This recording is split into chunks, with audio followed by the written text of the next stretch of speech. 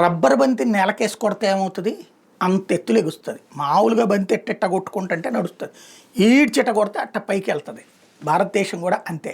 మనల్ని ఈడ్చిట్ట కొడదాం అనుకున్నప్పుడు అలా పైకి లేచాం. అందుకని ప్రపంచానికి ఊహాజనితమైనటువంటి బ్రతుకులు బ్రతుకుతున్నటువంటి వేళ వ్యూహాత్మకమైనటువంటి ఎత్తుగడలతో ముందుకెళ్ళాం. ఇవాళ టాప్ 3 ఆర్థిక వ్యవస్థకి దగ్గరగా ఉన్నాం. ఆల్రెడీ టాప్ 4కి వచ్చేసాం. జర్మనీని దాటాం, జపాన్ని దాటేటటువంటి పరిస్థితుల్లోకి వచ్చేస్తున్నాం. దగ్గరకు వచ్చేసాం. అదే మొన్న మోడీ చెప్పుకొచ్చింది. ఇదంతా ఇప్పుడు ఎందుకు చెప్పుకొస్తున్నా అంటే, అమెరికా ఓ పక్కన ఆంక్షలు అది ఇదని బెదిరిస్తున్నటువంటి వాడు Bharat total exports all time high $824.9 billion 24-25లో నమోదైంది. అదే ఇప్పుడు అమెరికా ఏడుపుకి కారణం. భారత్ని కంట్రోల్ చేయాలనుకోవడానికి వన్ ఆఫ్ ద రీజన్.